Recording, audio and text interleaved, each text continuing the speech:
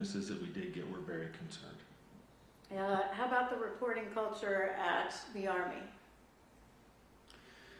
It was not robustly implemented at the unit level. How about just culture? Just culture in ATO. Just culture means an atmosphere of trust where people are encouraged to report essential safety-related information, but clear lines are drawn between acceptable and unacceptable behavior. Again, I think at the facility level, for controllers, they were encouraged to report ATSEP reports, but we do know that following this event, managers were reassigned. As Dr. Price mentioned in her presentation, following some mandatory report occurrences that occurred, they were told not to report them because it might make the facility look bad. And then again, just those hesitant to talk to us, I think, goes to show that there was not the just culture. Just culture at the Army. We did not find that to be a problem at the unit level in the Army. Flexible culture. Do you mind if I finish the 5? Yeah. Flexible culture. Culture that can adapt effectively to changing demands and, when necessary, shift from normal hierarchies to a structure that relies on expertise. ATO. I think we found that the ATO did not adapt to recommendations, concerns over near midair collisions in the DCA area. Flexible culture, Army. I think that the safety assurance system was not nimble enough to specifically look at some of the risks in the DC airspace. Informed culture, an organization that collects and analyzes relevant data and actively disseminates safety information to the workforce. ATO.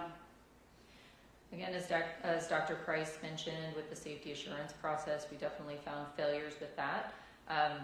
ATO failing to share information with parties that were involved in some of these occurrences, and also, on a broader sense, failing to identify the midair collision risk. Army. This was definitely a weakness.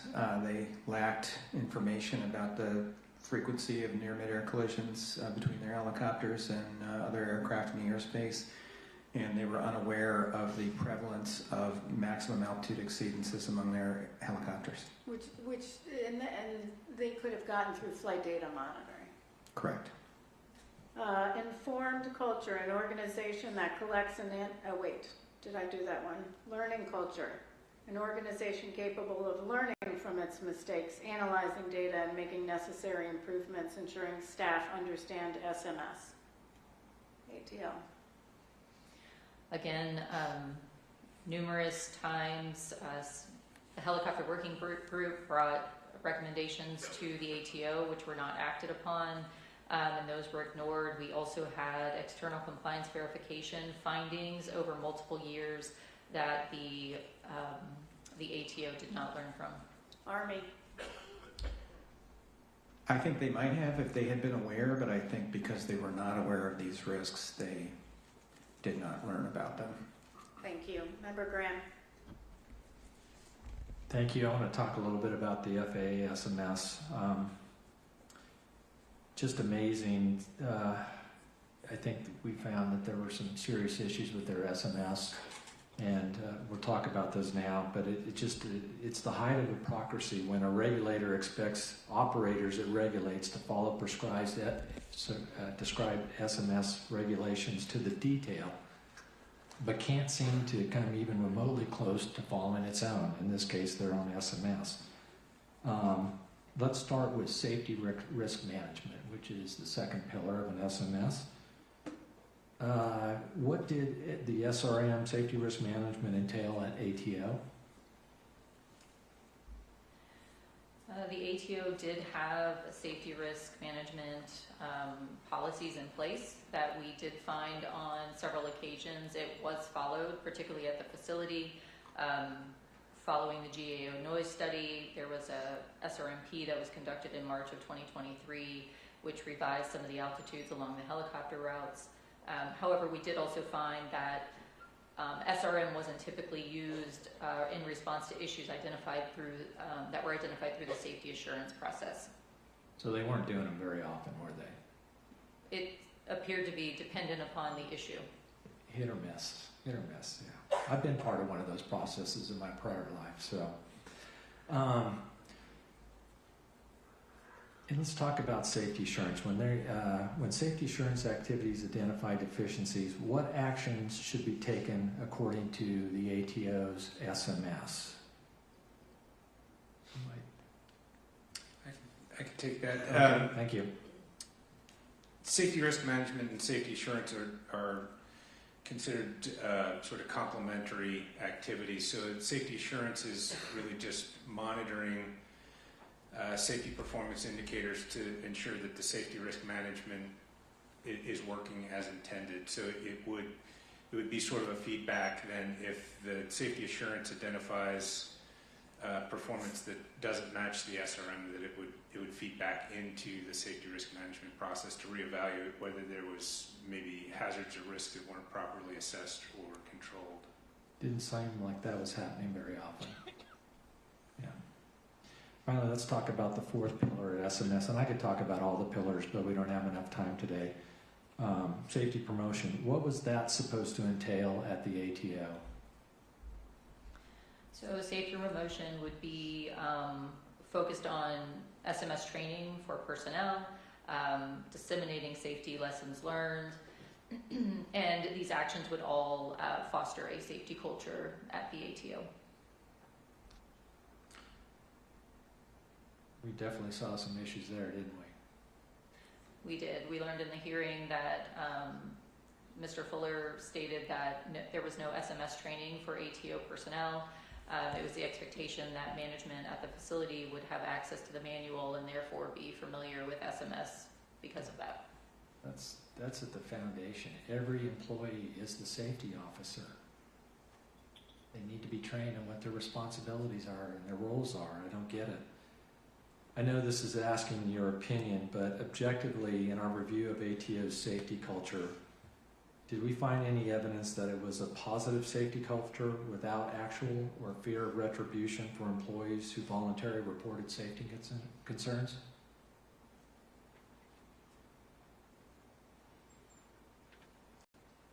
We don't have evidence that anybody who reported a safety concern via ATSAP faced any retaliation. But again, we did have several people who talked to us who said that they faced retaliation for raising safety concerns at the ATO. So would it be fair to say that their SMS was nice on paper, but maybe not so nice in reality? They did have an SMS manual, so they did have it documented. However, we did identify a number of deficiencies, and that is why we have a recommendation for their SMS to be evaluated. And in your judgment, had the ATO followed their prescribed SMS with regard to what they knew about the risk around DCA before this accident, would that process have led them to enact mitigations that could have prevented this accident? We'd like to believe that a properly implemented SMS would have identified this. I agree with that. Thank you. Good questions. Member Amen. This may be our last round. Okay, so first, the conversation is good. I appreciate it, Graham, Chairman. It reminds me of something, actually, of someone who just passed away. It was a great comment. When culture clashes with policy, culture always wins. That was Fred Smith at FedEx. I think it's a very apt quote. So I've done something every board meeting since I've been on the board. So I'm actually going to ask Deputy Managing Director Brian Curtis, I think it's important. Can you tell us how many current investigations we have ongoing or open at the NTSB? Yes, currently across aggregate of all the modal offices, there are 807 open investigations. Okay. And Mr. LeBaron, how many do we have open in aviation alone? So presently, we're at about 711, and to put that in perspective, we do about 1,200 a year. I only bring that up in that it's probably going to be the last time that I'll have a little bit of opportunity to just, before Chair will do a closing statement, but I know this is tough on everyone, but there's a lot of other people that these investigators have to work and try to help. And I know whenever I was watching the board meetings, I started realizing quickly not everyone gets the full board meeting, but there's still a lot of important work that's being done by our investigators and a lot of people, especially victims' families, that are out there hoping for answers. So I'm appreciative to the staff for that. It just helps us to remind it a little bit. And it also is, it's a reminder for me. I launched on 91 aviation fatalities last year. I did 13 family briefings, and I am tired of doing them. And I'm sorry for you, because the pages of these reports are written in your family members' blood. So with that, again, I'm sorry that we have to be here. I know we'll get into the final cause and a lot of things shortly, but hope this is helpful in what we've been doing and what we will do after tomorrow. Thank you. Thank you. Well said. I do have a question, though. Mr. McKinney and Dr. Bramble, maybe you as well. How would you describe your work and the willingness, your work with the Army throughout the investigation and their responsiveness to NTSB requests? Generally, the cooperation was excellent. We received some delays later in the process, but by and large, they were pretty responsive.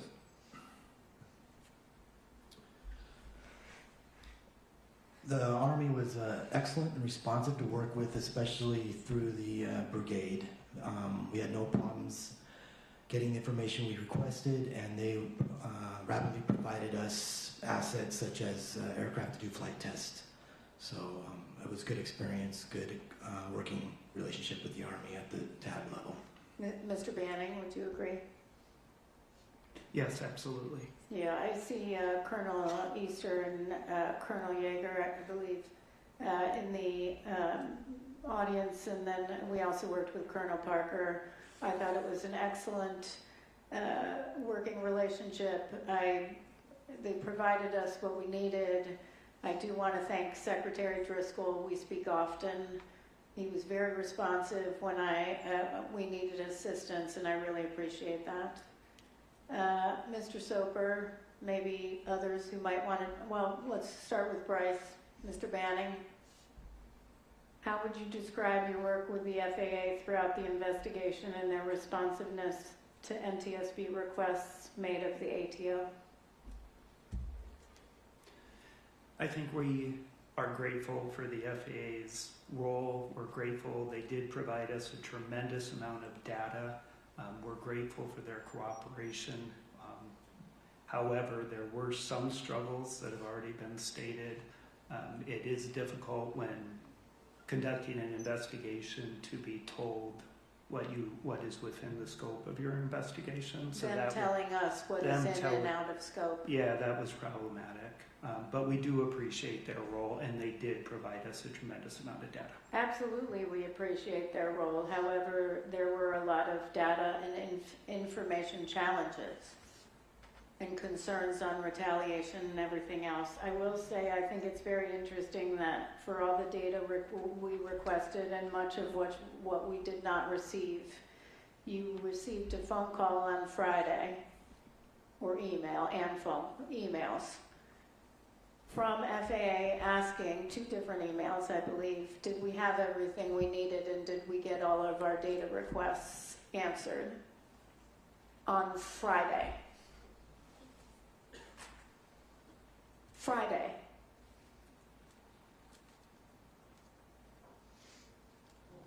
That's ridiculous. 1 year later, 6 months of asking, actually I think you all asked me to start weighing in back in May. Some of those questions never answered. And yet Friday, they ask. You're too late. We already figured it out ourselves. Okay. Well, any other questions? No? All right. Well, we're going to take a 15-minute break. We'll be back, 15 minutes. Yeah, 4 o'clock.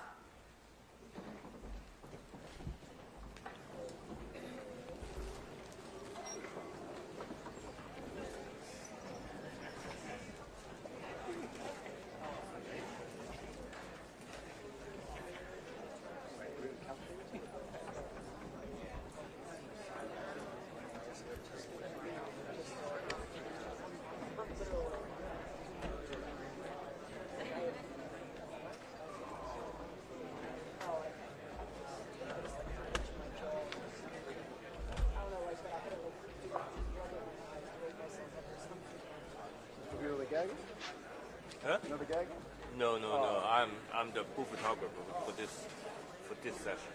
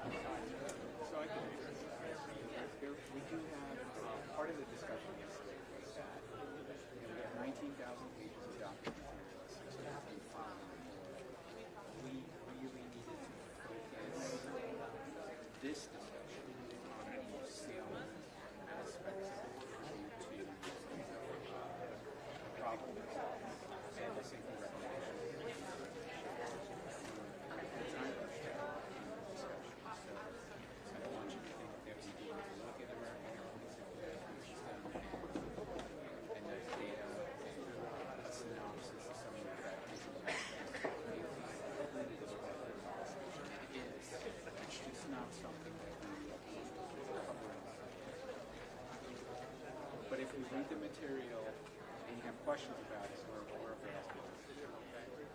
You bet. Absolutely.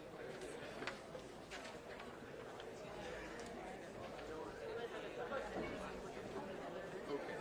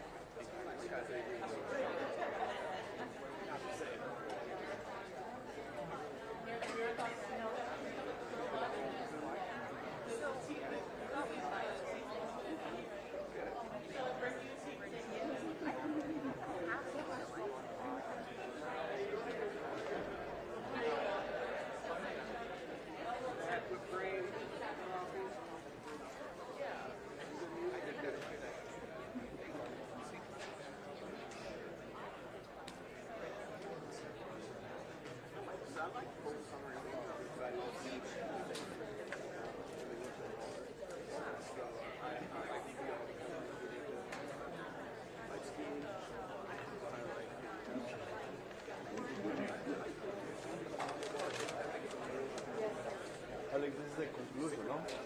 Should be fast, no?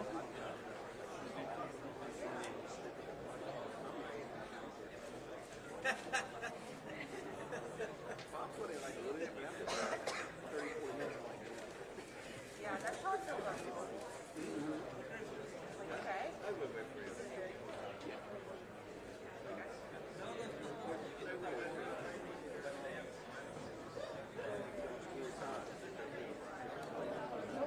Yeah, I guess it's like what? Like the next stage. I was thinking though, I think that would be good. It'll happen during the workday and come home and I will be there.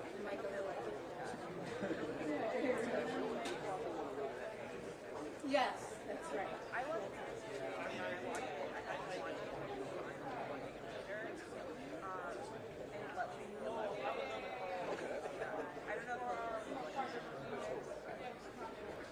I do a lot of my shows.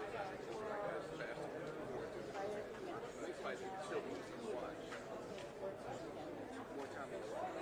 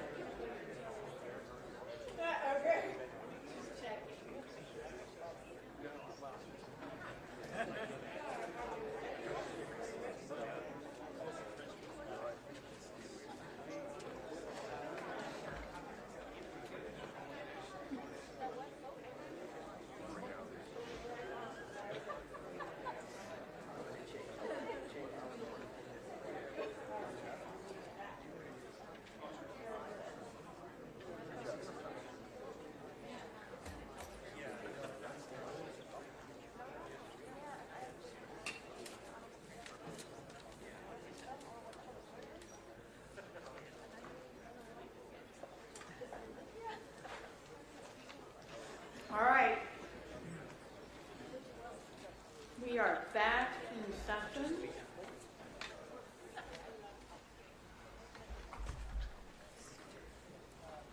Mr. Curtis, will you please read the proposed findings? Certainly, Chair.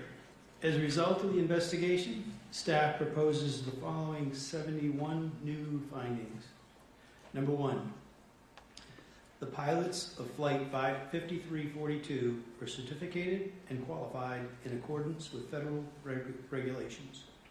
Number 2, the pilots of Flight 5342 were medically qualified for duty, and available evidence does not indicate that they were impaired by effects of medical conditions or substances at the time of the accident.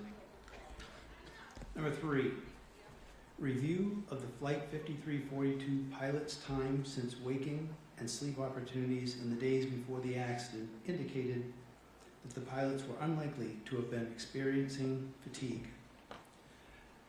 Number 4, the pilot, instructor pilot, and crew chief on board PAT 25 were qualified and current in their positions as designated by the unit commander in accordance with Army regulations. Number 5, the pilot, instructor pilot, and crew chief of PAT 25 were medically qualified for duty, and available evidence does not indicate that they were impaired by effects of medical conditions or substances at the time of the accident. Number 6, review of the 3 PAT 25 crew members' time since waking and sleep opportunities in the days before the accident indicated that the crew were unlikely to have been experiencing fatigue. Number 7, the airplane was properly certificated, equipped, and maintained in accordance with 14 CFR Part 121. The airplane operated within its weight and balance limitations throughout the flight. Examination of the airplane... Sorry, can you pause for a second? I'm sorry. Yeah, okay, we're back to 7 and had flipped to 8. Go ahead. You're fine. Start at 7 and just the video, the screen was Okay. off. Okay, I'm sorry. Number 7, the airplane was properly certificated, equipped, and maintained in accordance with 14 CFR Part 121. The airplane was operated within its weight and balance limitations throughout the flight. Examination of the airplane revealed damage consistent with an in-flight collision and subsequent impact with water, and there was no evidence of any structural, system, or power plant failures or anomalies. Review of surveillance videos indicated that the airplane's wing navigation, landing taxi, and anti-collision strobe lights were operating at the time of the collision. Number 8, the helicopter was properly certificated, equipped, and maintained in accordance with U.S. Army regulations. Review of helicopter maintenance records did not reveal any open discrepancies or anomalous trends that contributed to the accident. The helicopter was operated within its weight and balance limitations throughout the flight. Examination of the helicopter revealed damage consistent with an in-flight collision and subsequent water impact. There was no indication of any structural, main or tail rotor system, flight control system, or power plant failures or anomalies. Review of surveillance videos indicated that the helicopter's right and tail position lights, the landing light, as well as both upper and lower anti-collision lights were operating at the time of the collision.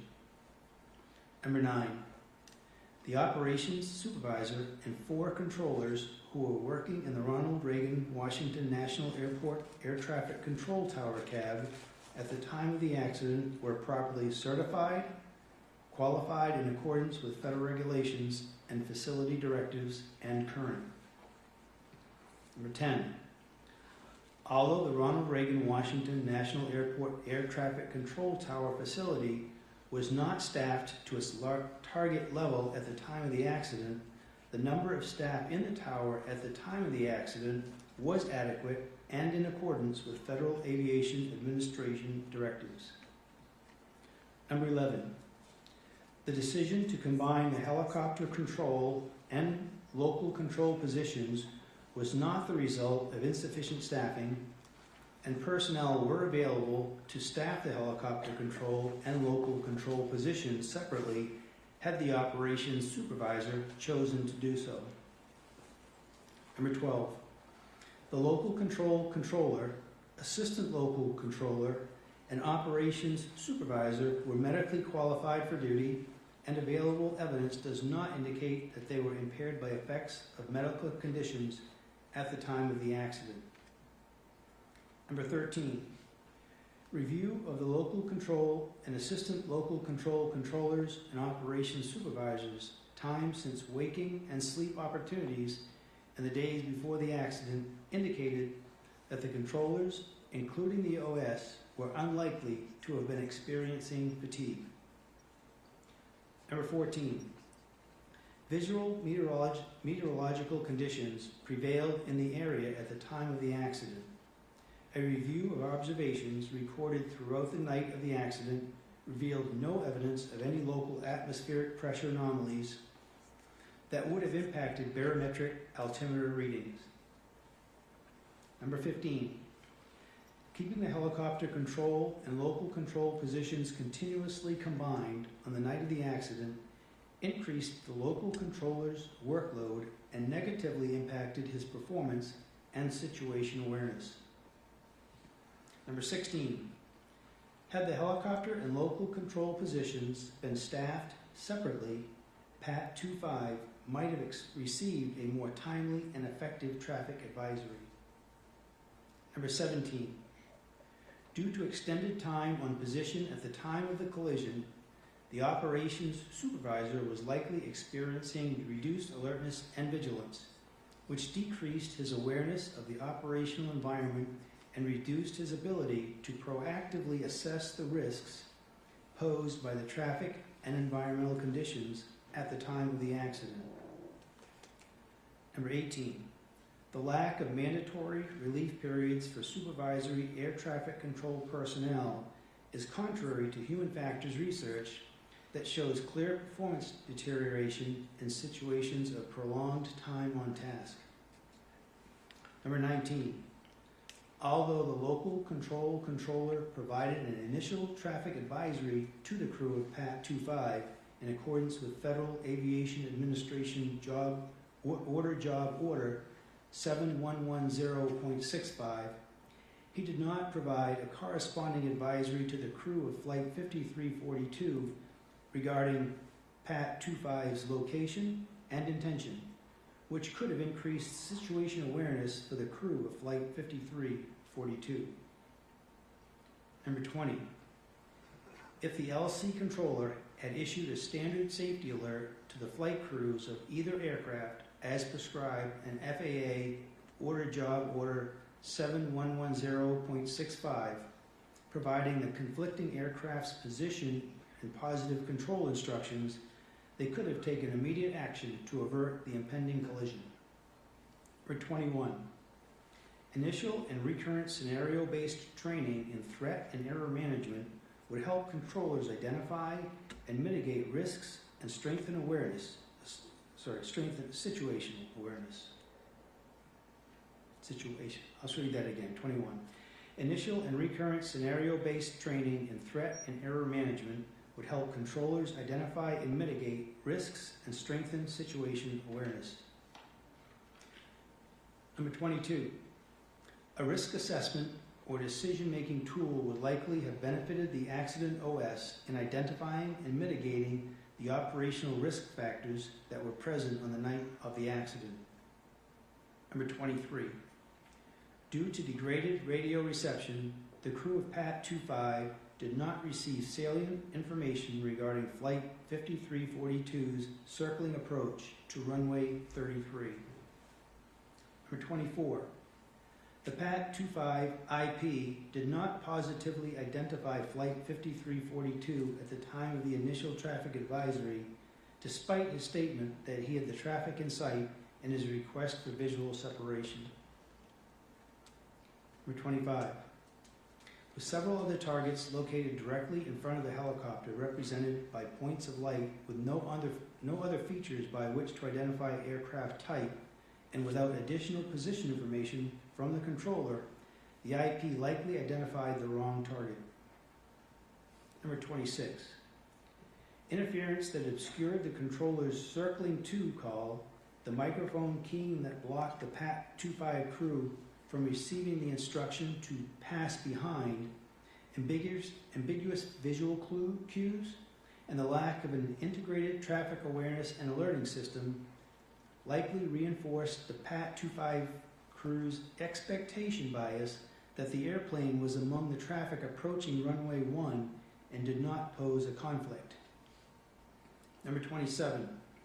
The absence of documented training on Ronald Reagan Washington National Airport's fixed wings procedures and the mixed traffic operating environment represented a safety vulnerability for Army flight crews operating in the Ronald Reagan Washington National Airport Class B airspace. Number 28. Due to additive allowable tolerances of the helicopter's pitot-static altimeter system, it is likely that the crew of PAT 25 observed a barometric altimeter altitude about 100 feet lower than the helicopter's true altitude, resulting in the crew erroneously believing that they were under the published maximum altitude for Route 4. Number 29. A recurrent task to verify the continued accuracy of recorded flight data for U.S. Army aircraft would help ensure the data integrity needed to support quality assurance and safety programs and accident investigations. Number 30. The Federal Aviation Administration and the Army failed to identify the incompatibility between the helicopter route's low maximum altitudes and the error tolerances of barometric altimeters, which contributed to helicopters regularly flying higher than published maximum altitudes and potentially crossing into the runway 33 glide path. 31. Pilots need all available information on the potential total error allowed by design that could occur in flight on an airworthy barometric altimeter. Number 32. The Army's post-installation functional check of the transponder on the accident helicopter was insufficient to detect that it was not broadcasting automatic dependent surveillance broadcast out. Number 33. The Army's lack of a recurrent transponder inspection procedure resulted in the incorrect aircraft address being transmitted by the accident helicopter's transponder, and the incorrect automatic dependent surveillance broadcast settings on several other helicopters being undetected. Number 34. Because the APX-123A transponder is designed for use on multiple aircraft platforms, it is possible that incorrect settings may be present on other aircraft used throughout the Department of War Armed Services. Number 35. The crew of Flight 5342 did not see the helicopter until it was too late to avoid a collision because of the high workload imposed during the final phase of their approach, and due to the helicopter's low conspicuity and lack of apparent motion. Number 36. Times of compacted demand as a result of air carrier scheduling practices increased operational complexity and required mitigation by controllers to maintain spacing and surface movement. Number 37. Ronald Reagan Washington National Airport Air Traffic Control Tower routinely received less than the requested miles and trail spacing from Potomac Consolidated Terminal Radar Approach Control, which increased controller workload by requiring them to generate additional spacing to prevent delays or gridlock. Number 38. The practice of offloading arrival traffic on approach to runway 1 by asking pilots if they could accept a circling approach to runway 33 was a routine mitigation strategy for Ronald Reagan Washington National Airport controllers to generate spacing that was not provided by Potomac Consolidated Terminal Radar Approach Control. 39. Time-based flow management, or metering, would provide Potomac Consolidated Terminal Radar Approach Control and Ronald Reagan Washington National Airport Air Traffic Control Tower with a consistent flow of traffic with more accurate spacing and greater predictability, thereby reducing controller workload. Number 40. Ronald Reagan Washington National Airport Air Traffic Control Tower has significant airspace, airfield, mixed fleet, and operations complexities that appear to be inconsistent with its current facility level classification. Number 41. The Federal Aviation Administration Air Traffic Organization failed to recognize external compliance verification results as indicators of systemic traffic management, volume, and flow issues at Ronald Reagan Washington National Airport, for which controllers were required to compensate.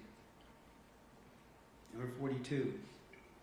The long-standing practice of relying on pilot-applied visual separation, see and avoid, as the principal means of separating helicopter and fixed-wing traffic in the Washington, D.C. area by both Ronald Reagan Washington National Airport Air Traffic Control Tower and the Army led to a drift in operating practices among controllers and helicopter crews that increased the likelihood of a midair collision.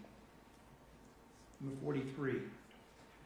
Reliance on pilot-applied visual separation, see and avoid, as a primary means of separating mixed traffic introduced unacceptable risk to the Ronald Reagan Washington National Airport Class B airspace.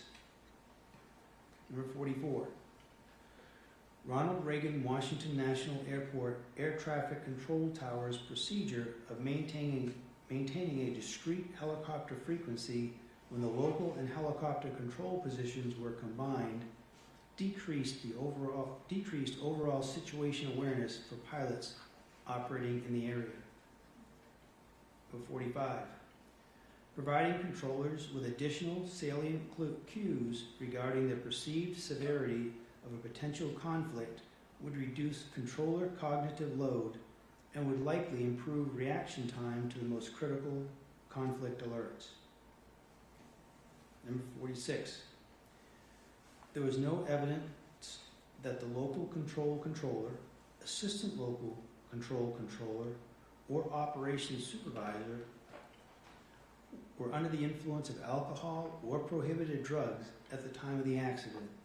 However, evidence was substantially limited by the lack of post-accident alcohol testing, and evidence was of somewhat lower quality than it would have been if drug testing had been conducted sooner following the accident. Number 47. The Federal Aviation Administration Air Traffic Organization's ATO drug and alcohol testing determination did not meet Department of Transportation (DOT) timeliness requirements. Furthermore, the ATO's decision to not conduct drug testing as soon as possible after the testing determination and to not conduct alcohol testing at all violated DOT requirements. Number 48. The delayed and inappropriate drug and alcohol testing determination was due in part to the Air Traffic Organization's ATO determination process being inadequately designed to routinely meet Department of Transportation requirements for timely testing, and in part to ATO's staff incomplete understanding of those requirements. Number 49. Additional reviews of helicopter route charts as required by Federal Aviation Administration Order 7210-3DD would have provided an opportunity to identify the risk posed by the proximity of Route 4 to the runway 33 approach path, but there is no evidence to support that these reviews were being performed at Ronald Reagan Washington National Airport. Number 50. The information published by the Federal Aviation Administration regarding Washington, D.C. area helicopter routes was insufficient to provide helicopter and fixed-wing operators with a complete understanding of the helicopter route structure and its lack of procedural separation from fixed-wing traffic. Number 51. Current aeronautical charting does not provide information on visual flight rules, helicopter routes that may conflict or come in close proximity to and approach departure corridors, which reduces pilot situation awareness. Number 52. The lack of automatic dependent surveillance broadcast, ADSB, out from the accident helicopter did not contribute to this accident, as the helicopter was still being tracked by radar, and ADSB out would not have provided improved traffic alerting from the Ronald Reagan Washington National Airport controller or the crew of Flight 5342 because the airplane was not equipped with ADSB in. Number 53. The Army's standard operating procedures that prevent flight crews from enabling automatic dependent surveillance broadcast, ADSB, out while in flight when not performing sensitive missions that require ADSB to be disabled, limit the visibility of military aircraft on collision avoidance technologies that leverage ADSB information. Number 54. Although the airplane's traffic alert and collision avoidance system operated as designed, it was ineffective in preventing the collision because of current activation criteria and resolution advisory inhibit altitudes. Number 55. Traffic advisory oral alerts that include additional information about the location of traffic could reduce the time pilots need to visually acquire target aircraft. 56.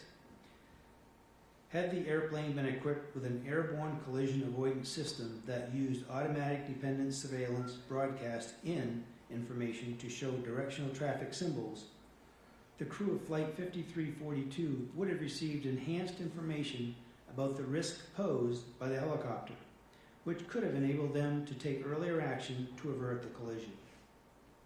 And 57. Although the pilot and instructor pilot onboard PAT-25 were equipped with tablets that had the ability display traffic transmitting automatic dependent surveillance broadcast out, it is unlikely that the pilots were using the tablets to monitor or identify traffic at the time of the accident due to the workload associated with low altitude flight. 58. Technological advances since the development of Traffic Alert and Collision Avoidance System 2 operating standards may allow Airborne Collision Avoidance System XA with reduced inhibit altitudes to have an expanded alerting envelope while reducing nuisance alerts. Number 59. Although not commercially available, had the helicopter been equipped with Airborne Collision Avoidance System XR with integrated oral alerting, the crew would have received an alert regarding Flight 5342 and would have taken action to avert the collision. Number 60. Multiple data sources provided evidence of mid-air collision risk between fixed-wing aircraft and helicopters at Ronald Reagan Washington National Airport, including on approach to runway 33 before this accident. However, the limited access to and use of available objective and subjective proximity data hindered industry and government stakeholders' ability to identify hazards and mitigate risk. Number 61. Improving stakeholder access to standardized and objective information about aircraft close proximity encounters for use in safety assurance processes would increase the likelihood of detecting and mitigating hazards before accidents occur. Number 62. The Federal Aviation Administration's lack of an established process to inform parties about their involvement in events such as near-mid-air collisions or traffic alert and collision avoidance system resolution advisories reduces the likelihood of fully understanding and mitigating future mid-air collision risk. Number 63. The Federal Aviation Administration Air Traffic Organization had multiple opportunities to identify the risk of a mid-air collision between airplanes and helicopters at Ronald Reagan Washington National Airport. However, their data analysis, safety assurance, and risk assessment processes failed to recognize and mitigate that risk. 64. The Federal Aviation Administration Air Traffic Organization's application of its safety management system did not effectively coordinate safety assurance and safety risk management activities with external stakeholders in the Ronald Reagan Washington National Airport Class B airspace. Number 65. Changes to Ronald Reagan Washington National Airport Air Traffic Control Tower's standard operating procedures to the accident, removing the requirement for the operations supervisor, OS, to document the time and reason for combining or decombining the helicopter control position in the facility log, made it less likely that the OS would consider and evaluate the risks associated with combining or decombining the position. Number 66. Safety risk management practices were not fully integrated into Ronald Reagan Washington National Airport Air Traffic Control Tower operations and did not identify or mitigate the operational challenges faced by controllers or the lack of guidance regarding operational risk assessments for controllers and supervisors. Number 67. Federal Aviation Administration Air Traffic Organization, ATO, management did not follow the tenets of safety management systems to support its workforce, encourage open communication, identify and mitigate risks, or foster a just culture, which eroded the overall safety culture within ATO. Number 68. The Army did not have a flight safety data monitoring program for helicopters, and as a result, was unaware of routine altitude exceedances and related risks in the Ronald Reagan Washington National Airport terminal area. Number 69. The Army's safety reporting system for pilots were not well utilized and did not provide the organization with information about close encounters between Army helicopters and other aircraft that were later found to have occurred frequently. Number 70, the Army's process for allocating resources to aviation safety management did not ensure the development of a robust safety management system for helicopter operations in the Washington, D.C. area. Number 71, the Army lacked a positive safety culture in that its aviation safety system did not have the capacity, resources, or analytical mechanisms necessary to consistently detect, interpret, and act on weak signals of latent hazards. As a result, safety assurance and organizational learning were degraded. Additionally, this report contains the following two findings previously issued by the National Transportation Safety Board in March of 2025 in its report titled Deconflict Airplane and Helicopter Traffic in the Vicinity of Ronald Reagan Washington National Airport. Number 72. Separation distances between helicopter traffic operating on Route 4 and aircraft landing on runway 33 as they existed at the time of the accident were insufficient and posed an intolerable risk to aviation safety by increasing the chances of a midair collision.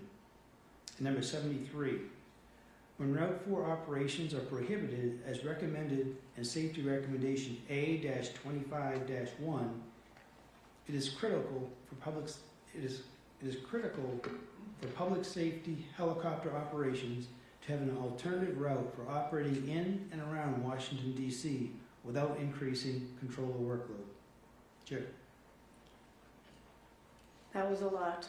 And just for awareness for voting, there may have been a few words off here and there. That's not a criticism, Brian. We're just going to go with what's written in here. But could you pull up finding 37 really quick on the screen?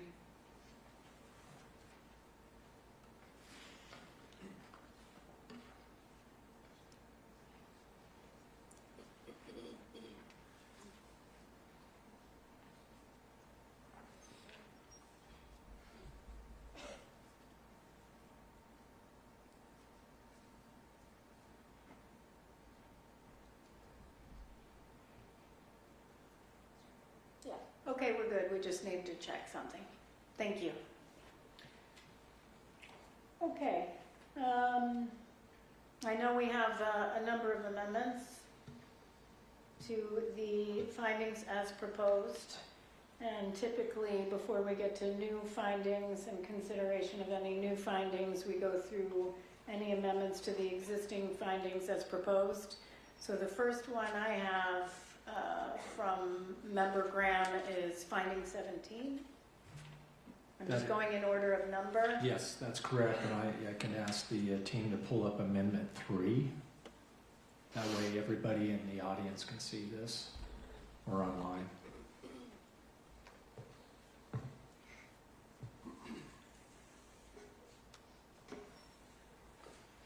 As you see, I have an addition in there for finding 17 at the beginning. So my amendment, I move to add to finding 17 due to the extended time on position at the time of the collision and his expectation bias based on his prior experience at DCA, ATCT, comma, and the rest is the same. Is there a second? Second. All right. Member Graham, you're recognized. Yeah, staff presented a compelling, well-thought-through case as to why the operations supervisor was likely experiencing reduced alertness and diligence and vigilance, due to his extended time on position. I agree with that. However, this investigation at every turn uncovered long-standing issues at DCA or traffic control tower.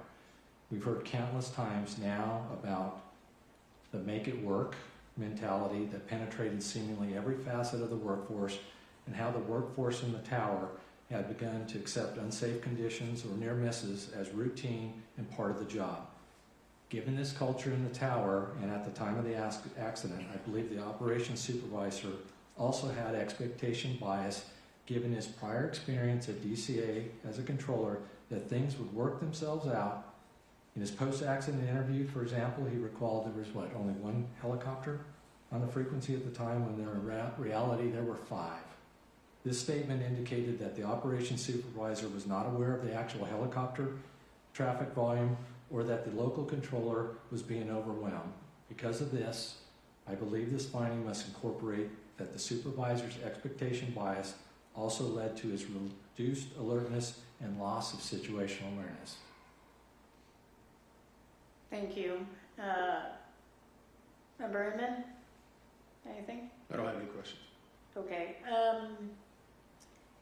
I actually agree with everything you just said. My concern is the term expectation bias. We did find in this investigation expectation bias on the part of the instructor pilot with respect to aircraft on runway, lined up for runway 1, that the expectation bias was the instructor pilot had an expectation that that's where 5342 was and was staying. The definition of expectation bias is expectation bias occurs when a pilot hears or sees something that he or she expects to hear or see rather than what actually may be occurring. That expectation often is driven by experience or repetition. For example, if a pilot is regularly cleared to cross a particular runway during operations at a familiar aerodrome, he or she may come to expect the clearance. This could cause a potentially dangerous situation if on a particular day the pilot actually is instructed not to cross the runway in question due to another aircraft or landing or taking off, and that's from the FAA. So I'm not sure that expectation bias is the right term, but let me ask where staff is on this. So staff does not concur, and I defer to Dr. Wilson to explain the reason. To be honest, Chairwoman Hamidi, you gave a great definition of expectation bias, and we would also agree that expectation of bias does not apply in this instance. Can I ask you how there was something more than just being tired or fatigued? If there was, like I pointed out, that there was a loss of situational awareness, and they could just make it work was definitely running rampant over there. We definitely did see that. I think staff could support more complacency instead of expectation bias, that he was lulled into thinking that everything would work out as it always has in the past. So would complacency be a better word to replace in there? Staff would support complacency instead of expectation bias. All right, so can you pull it up on the monitor? Because I agree, sorry, I agree with those friendly amendment statements.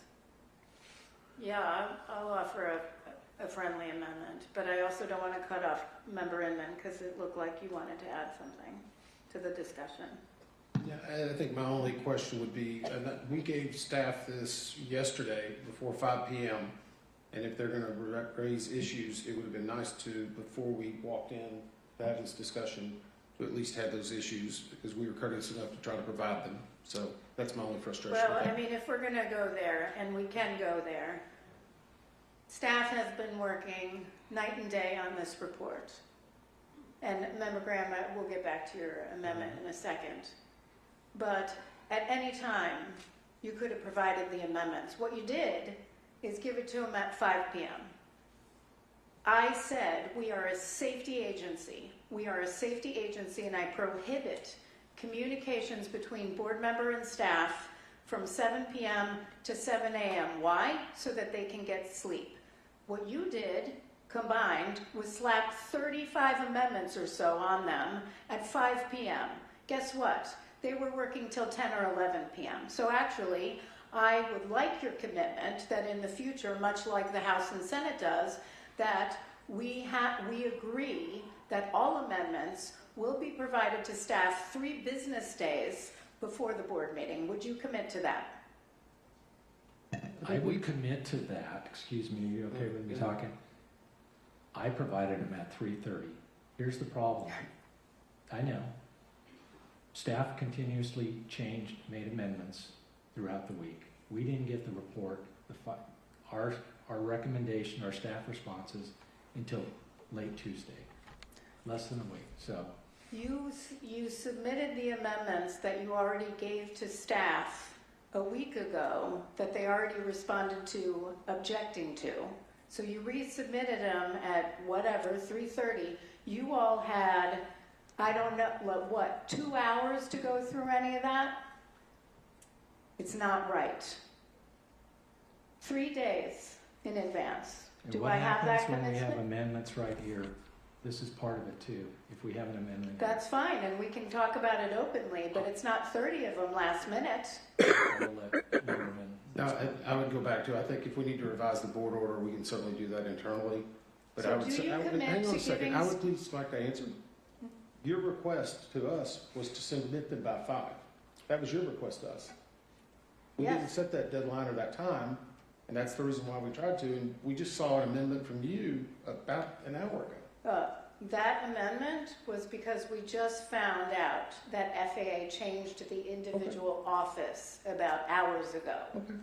But what I will tell you is that I said no later than 5. You knew what you were going to submit, and you put staff in a very bad position.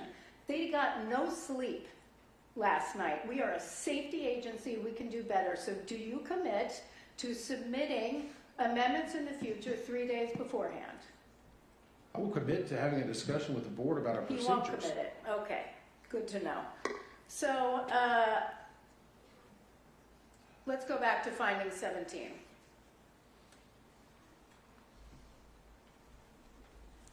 If you would like to withdraw your amendment, Member Graham, and resubmit a new amendment. I would like to do that. Great. My motion is for a new amendment, finding 17 to read, due to extended time on position at the time of the collision and his complacency. Are we okay with based on his prior experience at DCA? Comma. And the rest stays the same? Or just his complacency?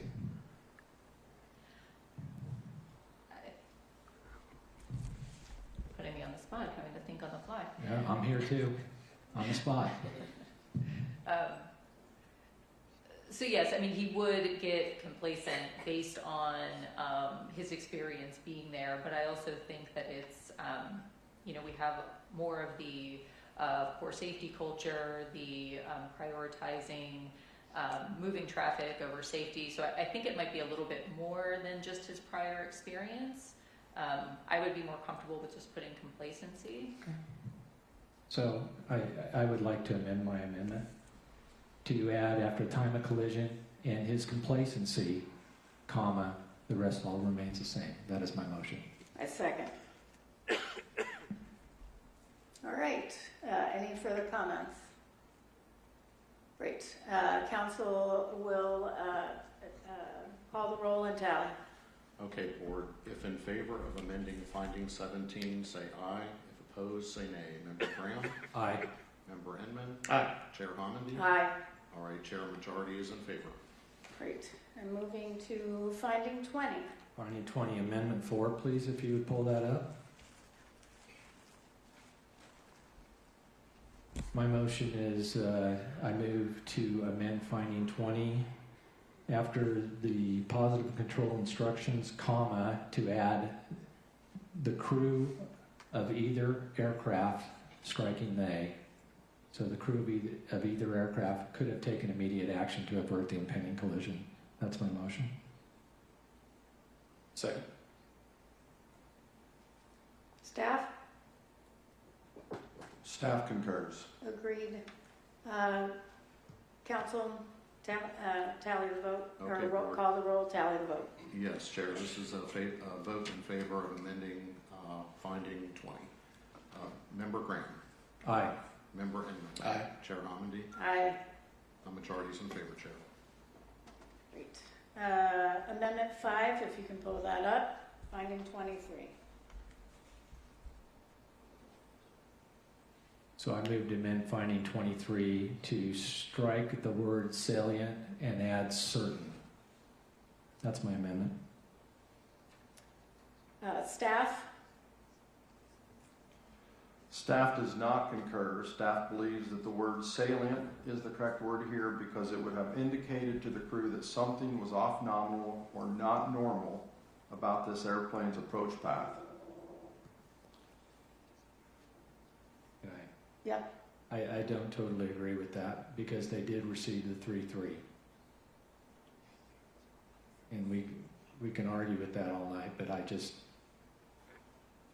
gave my theory on that earlier. So I'm sticking, I like to stay with my amendment certain. Could staff read what from the CVR transcript, what was missed?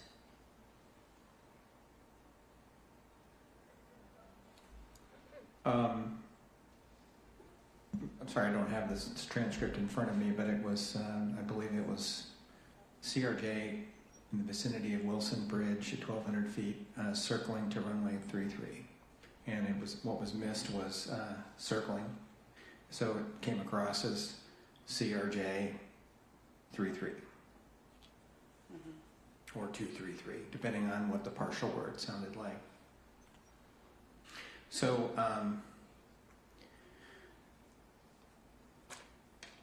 we can't know for certain what would have happened if the word circling had come through. In cases where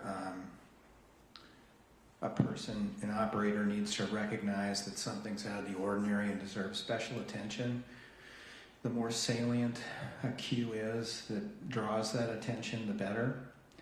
And in conversation with some of the pilots on the team, such as Captain McKinney, who's a retired naval helicopter pilot, it was the consensus that hearing the word that there was an aircraft on approach to one of the runways that was actually circling the airport would have been more likely to draw the crew's attention, and so that's why staff wrote it that way. Okay, I do not support the amendment. Salient meaning standing out, prominent, notable significance. You believe circling could have been notable. We don't know, but you believe that was a salient cue. I appreciate that member Graham does not. Certain, though, just means some but not all. Can I ask again? Yep. Did you say it was a consensus amongst the whole team? I don't think there were any objections, on the team itself. We could certainly poll the pilots. We could probably argue this all night, and I gave you my theory before. I don't think this is worth the battle, so I'd like to withdraw my amendment here. Okay, thank you. Which means I want to withdraw Amendment 6 also. Okay, thank you so much. Before we go on, I do have a question. Amendment 6 was to 26. We will be moving beyond that to finding 42. But before that comes up, I just was wondering if I could ask a question about finding 31. Could you bring up 31?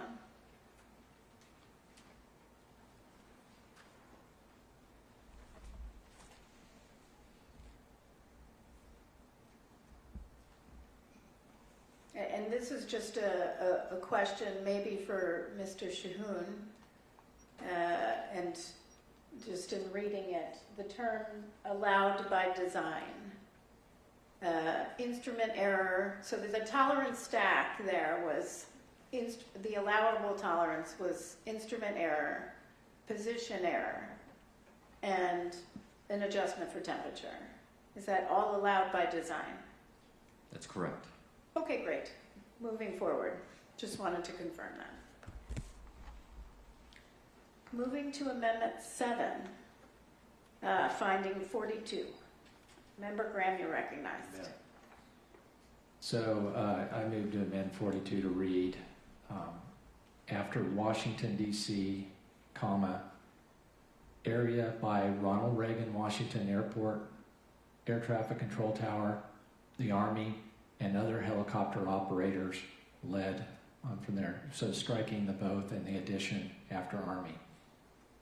And that's my motion, as you can see on the screen. Second. Thank you. Staff? Staff concurs. Excellent. That was easy. I also concur. So, council? Okay, board then, Member Graham, Aye. Member Inman. Aye. Chair Humphries. Aye. Majority approves, Chair. Amendment 8, finding 56. Recognize Member Graham. Yes, my motion is to amend finding 56, as you can see on the screen with the red lettering, to add the word likely after have and before received. Second. Thank you. Staff? Staff does not concur. And I would point out that as we have it written here, it says ACAS that use ADSB information to show directional traffic symbols. So staff doesn't believe that that would likely enhance information about the risk, but it would enhance risk. Enhance information. Enhance, exactly. Member Graham? Is this consensus of the staff? Yes, it is. Okay. I'm willing to withdraw my amendment at this point. It's not worthy. Thank you. Amendment 9, finding 59. My motion is I move to amend finding 59 to, and in this case, I am going to stick with removing the word would in both locations to could. And that's my amendment. Is there a second? Second. Would the gentleman consider a friendly amendment? I know we talked earlier, but at this point, this technology is not out there. It's in simulation. I know they're working on performance standards, but it's not there. And I know there's a difference in the world from simulation and development to actual.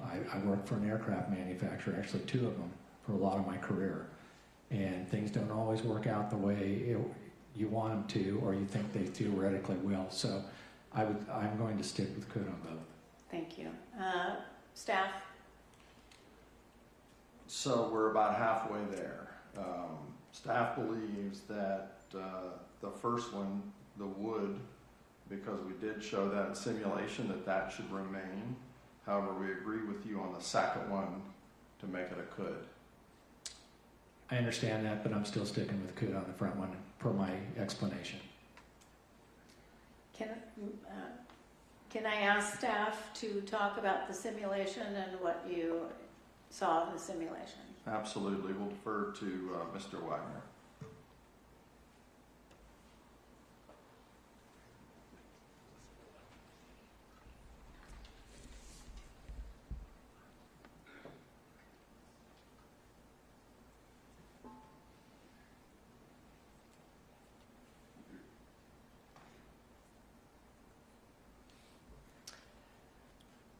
As we demonstrated in our presentations, simulation using the accident flight data with the developmental version of ACAS XR did show improved alerting for the helicopter.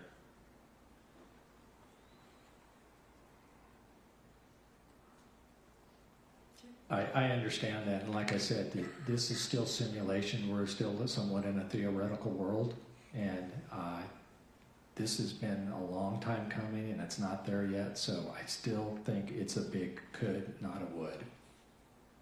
Thank you for that, though. All right. I disagree. I believe we have recommended numerous technologies over the years that were still in development, and we were very clear as recently as March 2024 to approve technology for under 20 miles per hour on positive train control, which is not designed right now for under 20 miles per hour, and we concluded that it would have prevented an accident, but understood. So we'll council, you'll call the roll and tally the vote. All right, Chair. Member Graham? Aye.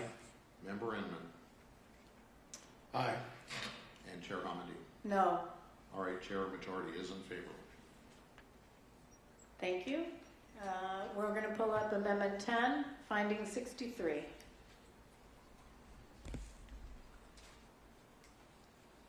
So my motion is to amend finding 63 to read: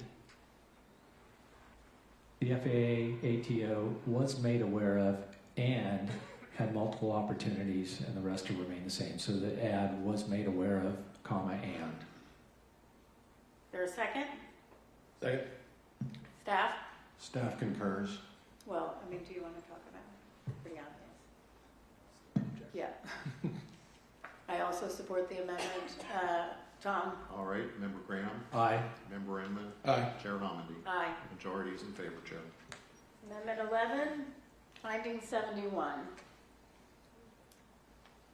Yeah, my motion is to amend finding 71 to read: the Army's aviation safety system failed to consistently detect, interpret, and act on signals of latent hazards, resulting in degraded safety assurance, organizational learning, and safety culture.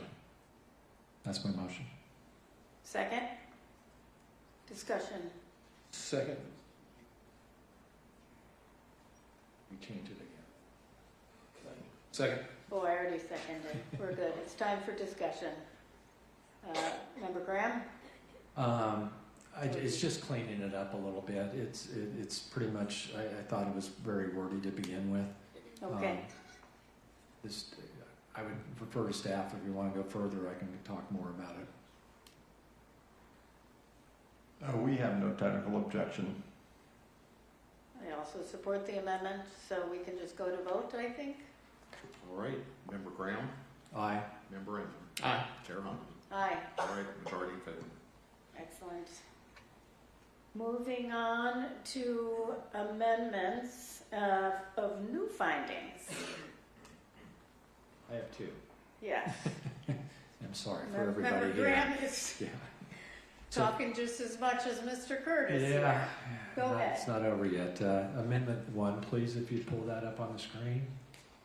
So this is a new amendment that I move to add.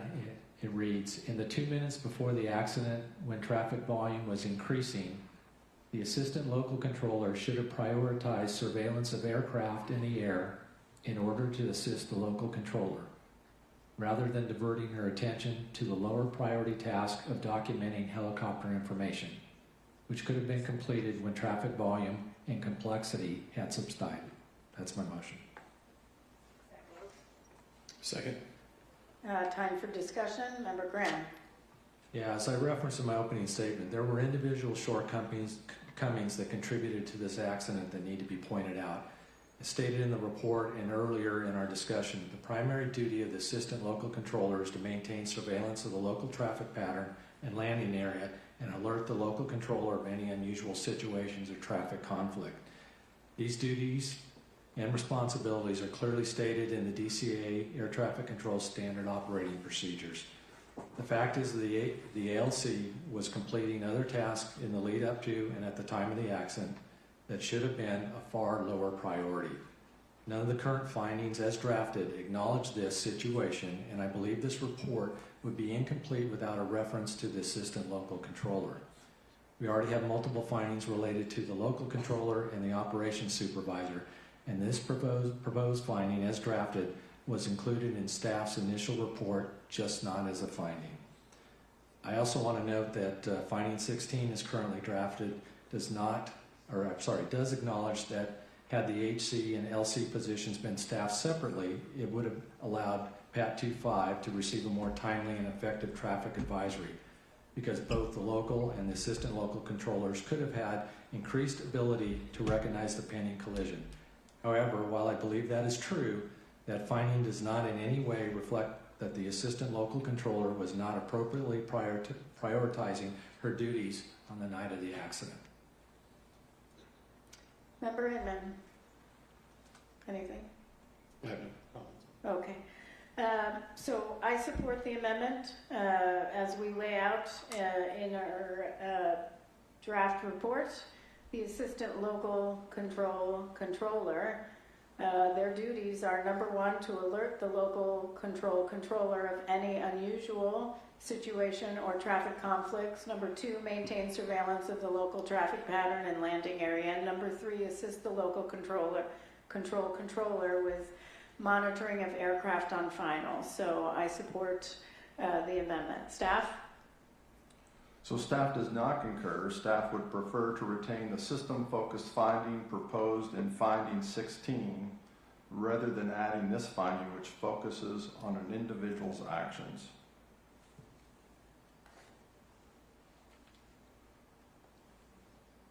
And I'm just going to read 16 really quick for public transparency.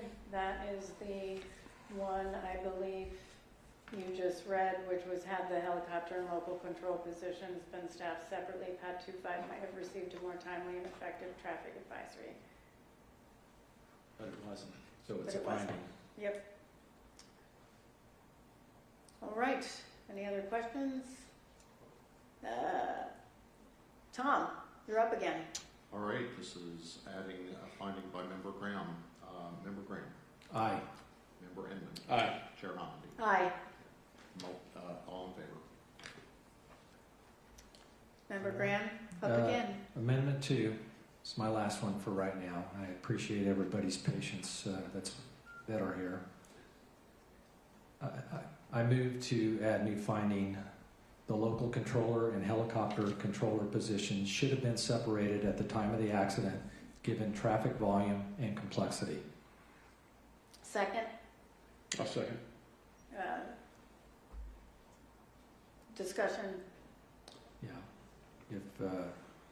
As I previously mentioned, I agree with finding 16 as currently drafted, which states that had the helicopter and local control positions been staffed separately, PAT 25 might have received a more timely and effective traffic advisory. In my view, that finding is missing a company finding making it clear that the two positions should have been separated given the traffic volume and complexity at DCA in the lead up to the accident. Based on the standard operating procedures and available guidance from the operations supervisor to decide whether or not to combine or decombine the position.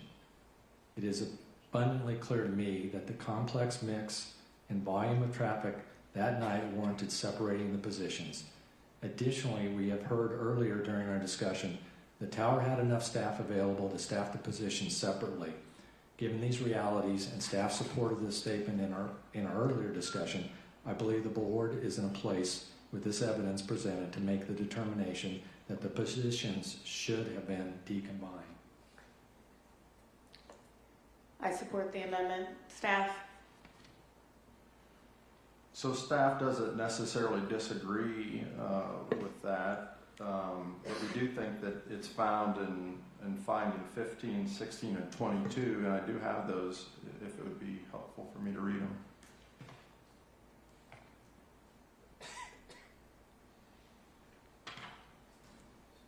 I honestly think we tend to talk around it a lot, but we don't specifically state it.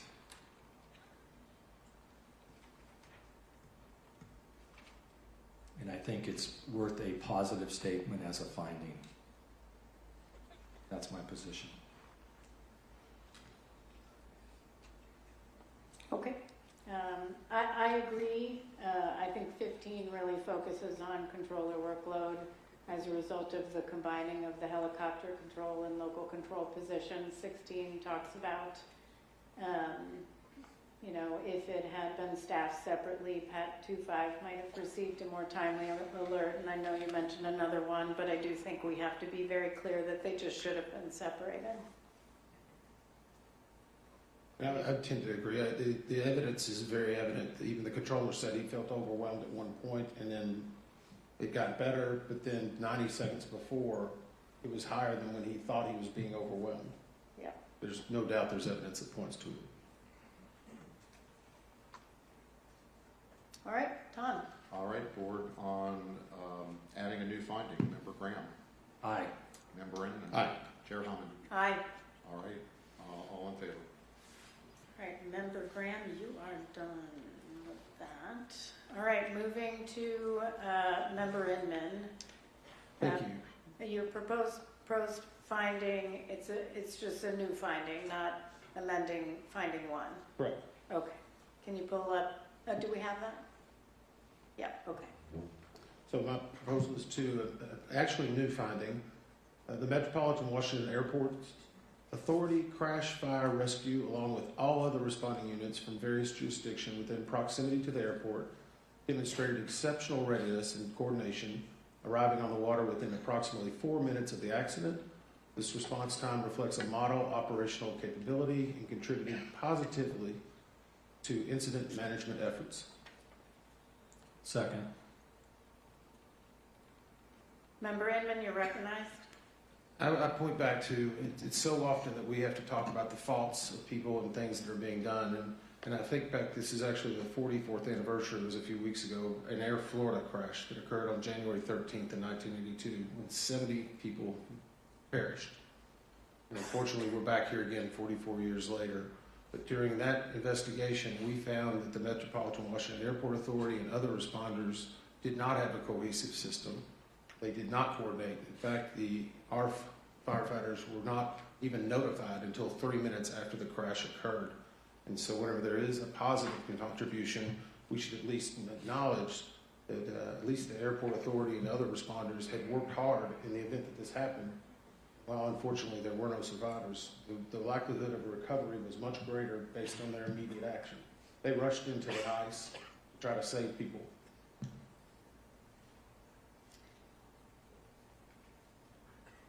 Was there a second? Okay, Member Graham, do you have a comment? I totally agree with Member Inman, and I'm supportive of this. I am supportive of the intent, but I am not supportive of the amendment. There were a number of response agencies.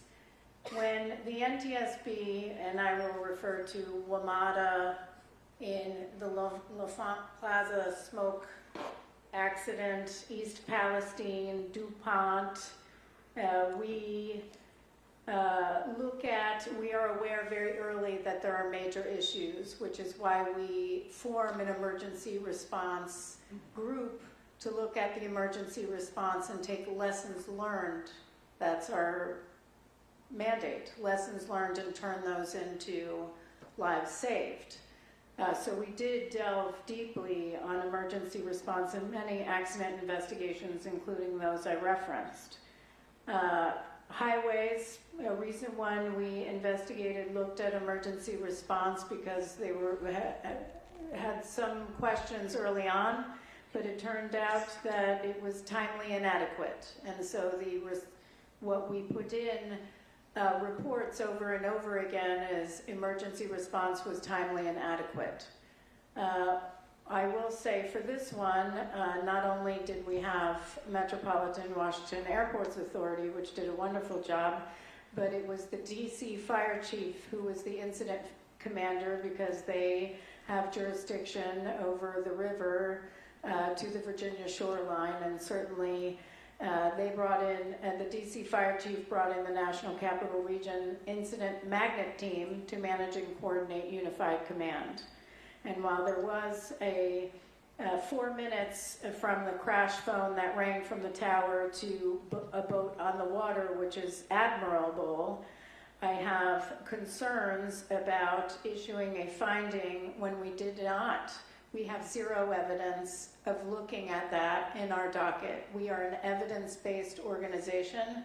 When I look at survival factors, which would have looked at the emergency response, and I looked at the survival factors report, it goes into a great deal of information, including cabin interior wreckage, loose portable wreckage transported by divers, small boat recovery, fuselage and wreckage obtained during crane and barge recovery, We looked at seats, restraints, other survival equipment. We looked at emergency equipment and placards on board the aircraft. We looked at helicopter configuration and seating.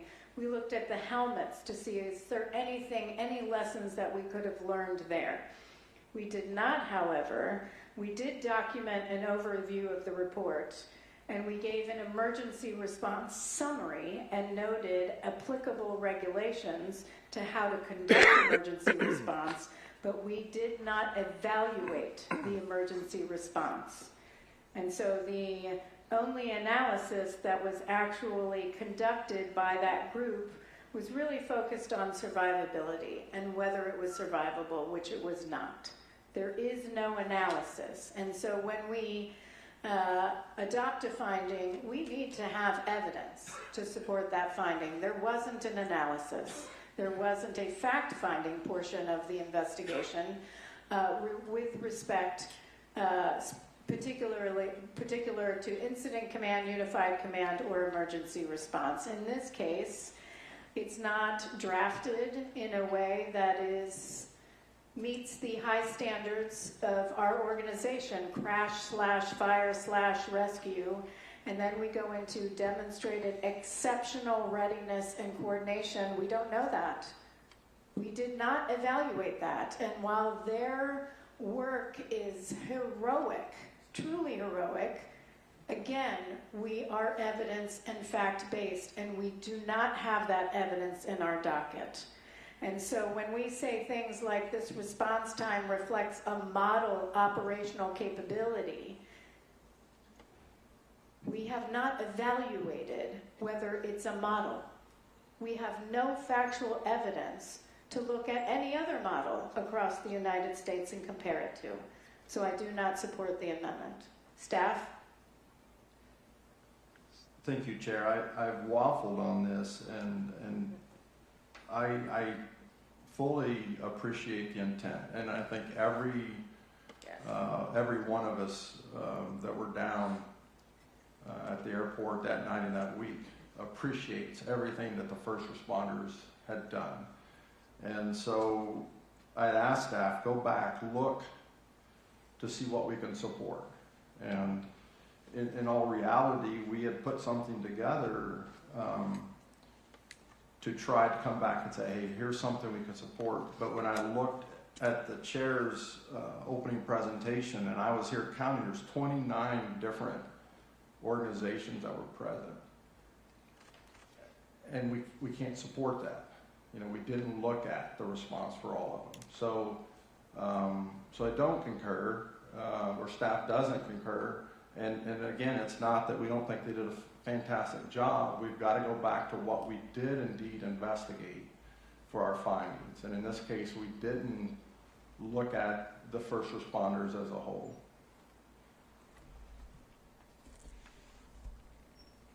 I think it was handed to me. Did staff have an alternative version? Yeah, and that's what I was saying. I've got one that I've worked on, but I'm not even going to propose it now because it talks about one organization.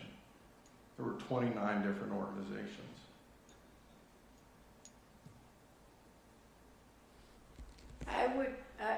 I respectfully, I do agree with you. Perhaps we could, if Member Inman is willing to withdraw that and consider the staff finding, withdraw his amendment and consider the staff finding, perhaps we could just say, and other response organizations in there. That's the reason I asked if the staff had an alternative. So, I think we got a slide, if that would be helpful. how about a slide? Yep. And again, oh, sorry. I don't think that's this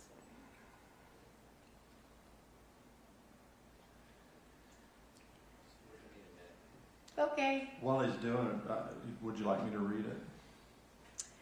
Actually, I'll tell you what, I'll make it easy for you, because somebody printed this earlier. That's the reason I was asking. I'm just going to try to read this, so hopefully we catch up with it. The Metropolitan Washington Airports Authority, Airport Rescue and Firefighting, and Airport Operations staff responded immediately in accordance with applicable emergency plans and regulatory requirements, rapidly establishing incident command, deploying land and water-based resources, and coordinating mutual aid under complex nighttime and on-water conditions. Does that sound? That's what I have, yes. I have no problem amending to that. Obviously, the intent was to try to make sure we at least say the appreciation for the other first responders, and I hope it at least can be noted in some way. And I apologize, this was a miss on my behalf during our staff meetings. We didn't have enough time to get to that, to where I was trying to get it into the investigative report, but obviously the docket needs to support it as well. I'll offer that as an amendment to my own amendment, or a new amendment. Second.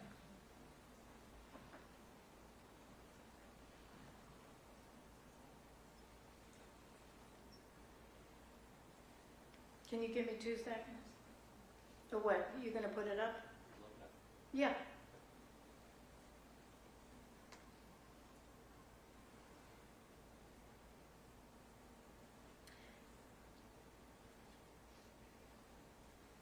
I think the only part I have a concern with is the words rapidly establishing incident command, because it was the DC Fire and Rescue who did that.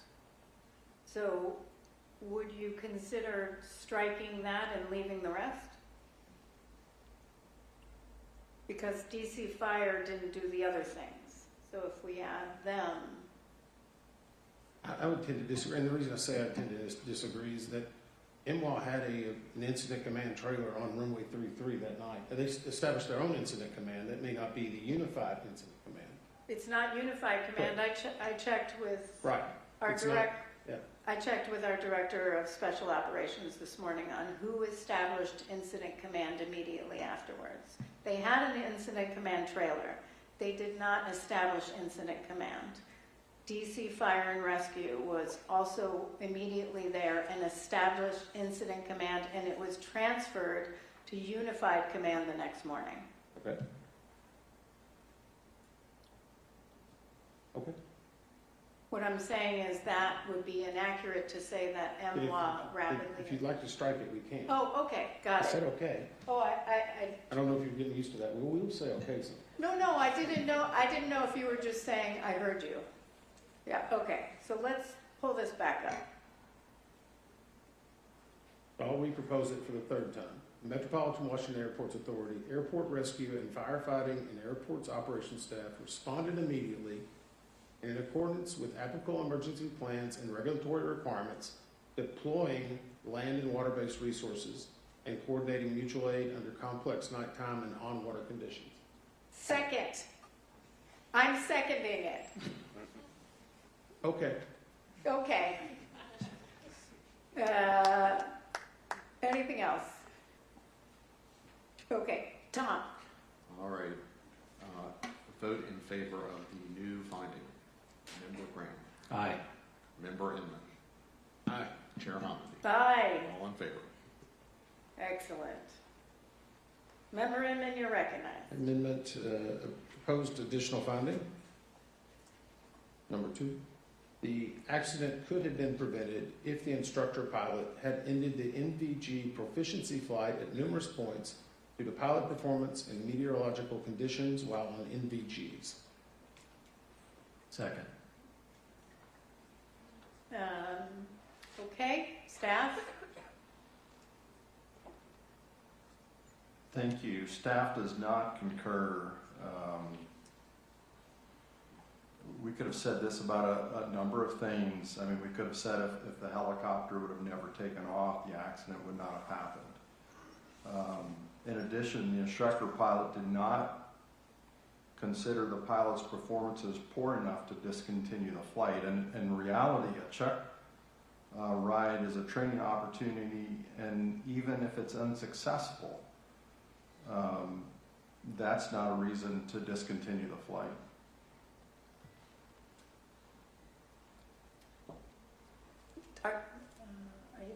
You were getting a lifesaver. I thought you were trying to reach for your microphone. Okay, so I agree with staff's assessment. Do not support the finding. The finding says the accident could have been prevented if the instructor pilot had ended the NVG proficiency flight at numerous points due to pilot performance. That's making a judgment and assumption on pilot performance that is nowhere discussed in the report. Mr. McKinney, I would ask, do you believe, is there any way to know whether the pilot would have passed the standardization test? We do not know what the instructor pilot would have determined at the end of the flight because they hadn't completed the flight yet. Did you determine that there was any deficiency with the pilot performance? We found no deficiencies with the pilot performance with the information that we had. And was there any reason why the instructor pilot should have ended the NVG proficiency flight due to meteorological conditions? It was windy, but gusty. The winds, I don't think, affected the NVG portion of the flight. I have been thinking about this a little bit more, and I would say that the helicopter, the crew was transiting Route 1 and 4, which was just basically the repositioning down to Davidson Airfield to do more of the proficiency check. So this was just a transit portion of the flight, which any helicopter crew would have been doing at any time along a published route. And even if they had decided to return early, they probably would have transited that route anyway. So it still would have put the helicopter in jeopardy of the intersection of Route 4 and the approach path to runway 33. Did we anywhere in the report, Mr. McKinney or Mr. Banning, talk about pilot performance at numerous points of the flight?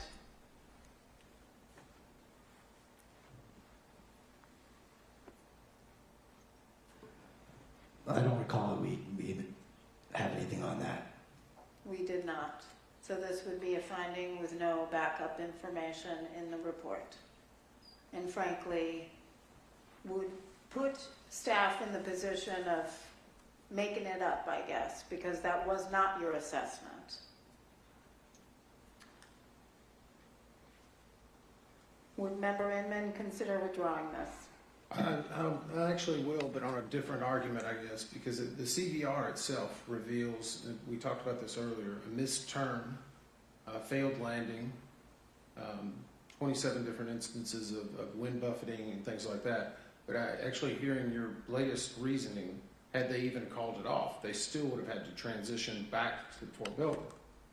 That to me sounds more rational. And I can understand that a little bit more. Even if you said no, you still got to get home. You got to land the aircraft, and you can't take a different route than what was already there. So with that, I'm willing to withdraw on that premise. Okay. Are there any other amendments to the findings? All right. Moving on to the probable cause. Mr. Chair. What? Oh, wait, we actually have to approve the findings as amended. I will move for that. I will second. Any further discussion? All right, this is on findings as amended. Mr. McMurray. That's it, Chair. Member Graham? Aye. Member Inman? Aye. Chair Homendy? Aye. All in favor? Mr. Curtis. Mr. Curtis. Chair, staff proposes the following. I am reminded that staff would like a brief break. So sorry. So we will do 15 minutes, 5:40, okay, or you want 5:45? 5:45, 20 minutes.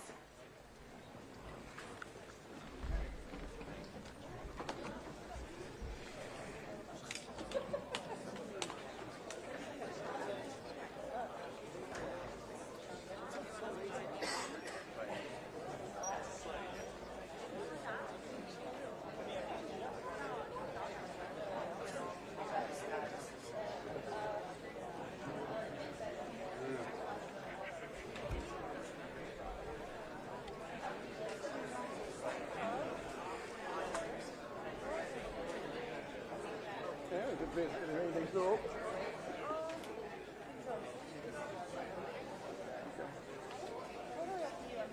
No, I don't mind. I mean, at this point, it's like, it'll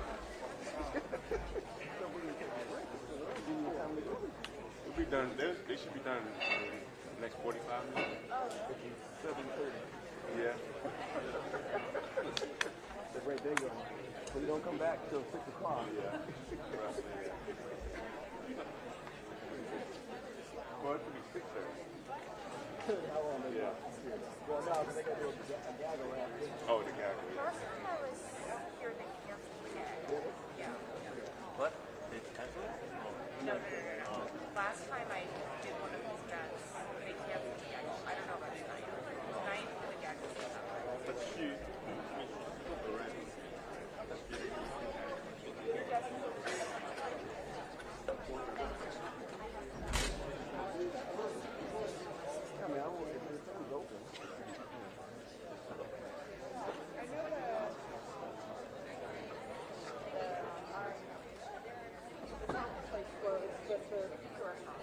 okay.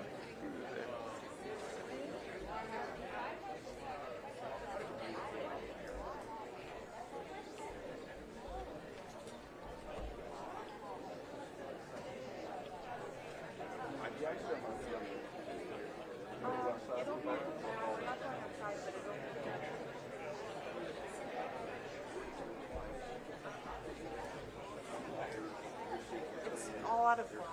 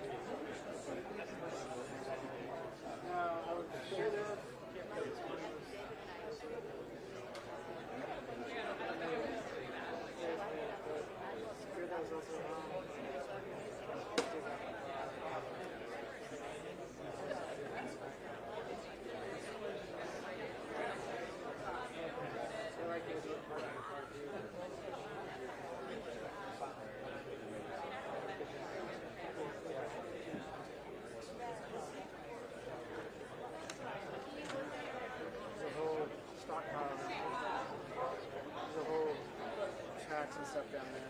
Snack? Snacks. Did you say the magic word? Snack? They're unhealthy, so how are you gonna like it? Half of America doesn't have a wish. You're not.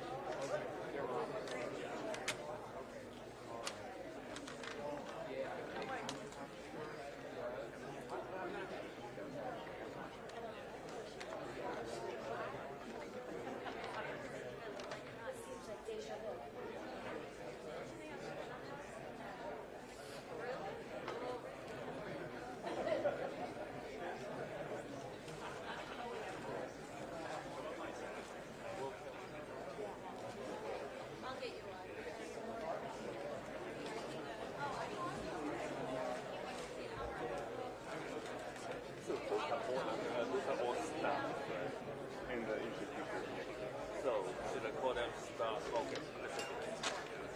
Stop, Janet Price. Can I call her that? Yeah, Dr. Janet Price is fine, or Stop. NTSB investigator, Janet Price. Oh, so she's an investigator. Well, she But was are they all investigators? not all investigators. Yeah. They're all staff, not all.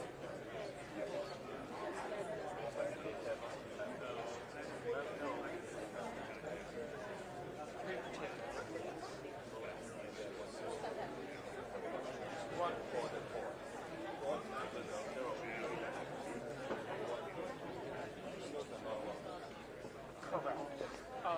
Of the 4 board members, who will be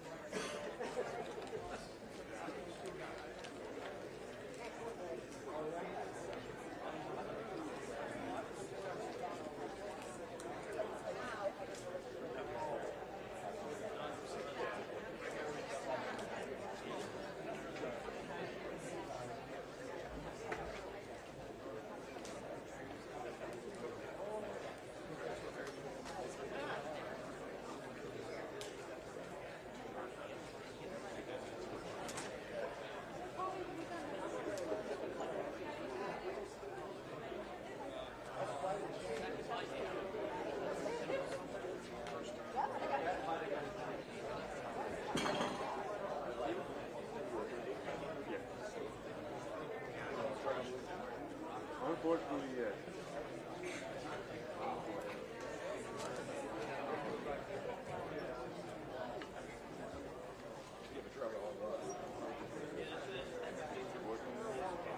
We just hired a guy.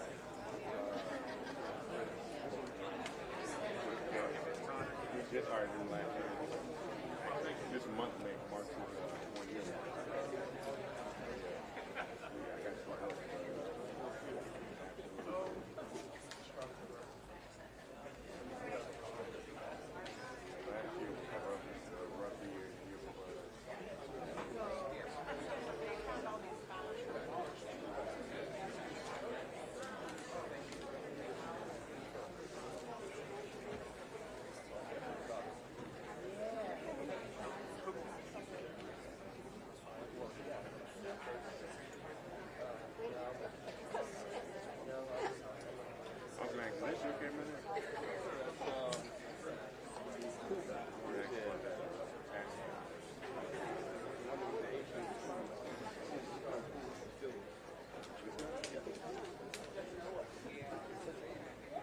This your cannon here?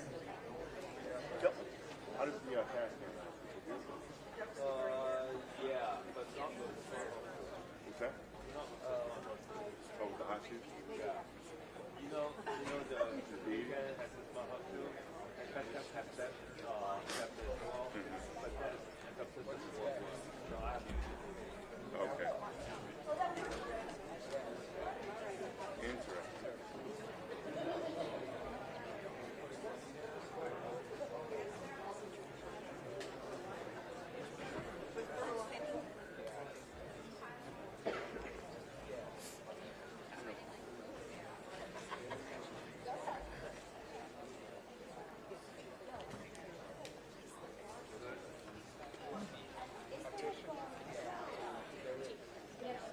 They are the same.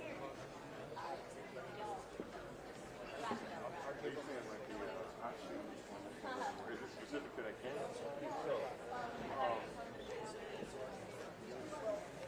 Cash cam has an adapter. Yeah, we have this right here. We have the same one. Yeah, that's Doesn't work. so I have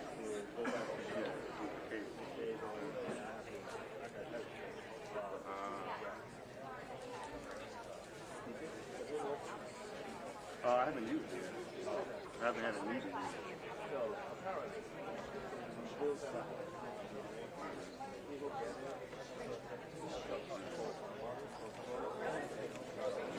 really? Yeah. Oh, okay. But that has happened. Two of them. Okay. None of them won't come again. So you just started? No, I've had it for about a year now. We don't really do, when we do B-roll, we don't usually do audio. And this is a production where we use these cameras, so I don't need to use it. But I have it as a just in case. I mean, if it works, that would be awesome. Because I don't have to pay attention to the power. Yeah. Yeah.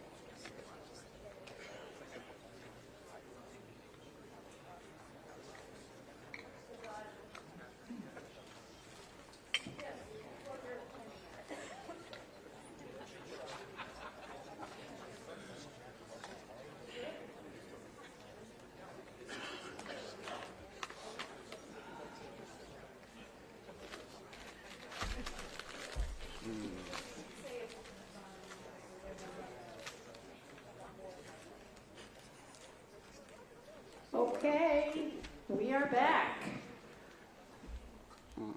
Mr. Curtis, can you read the proposed probable cause? Certainly, Chair. Staff proposes the following probable cause.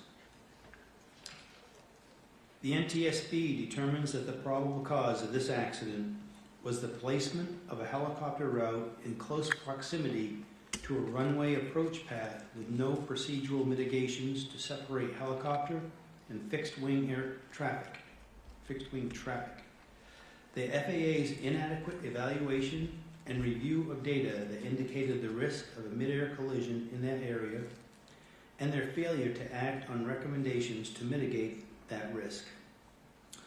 Also causal was the air traffic system's over-reliance on visual separation in order to promote efficient traffic flow without consideration for the limitations of the see and avoid concept. And the Army's lack of a fully implemented safety management system which should have identified and addressed hazards associated with altitude exceedances on the Washington, D.C. helicopter routes.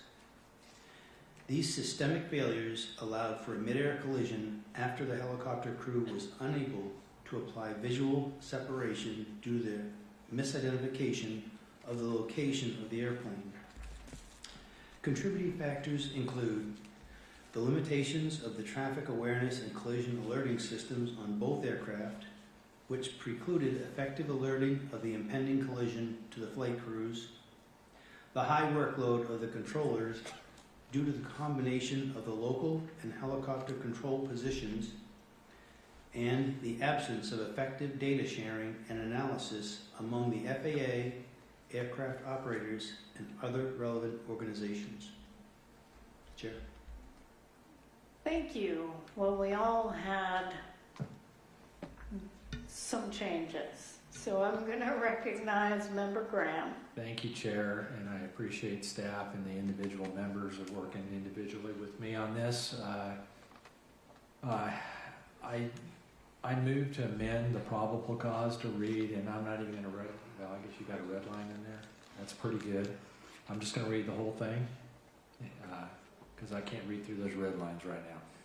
The NTSB, my motion is to amend the probable cause to read.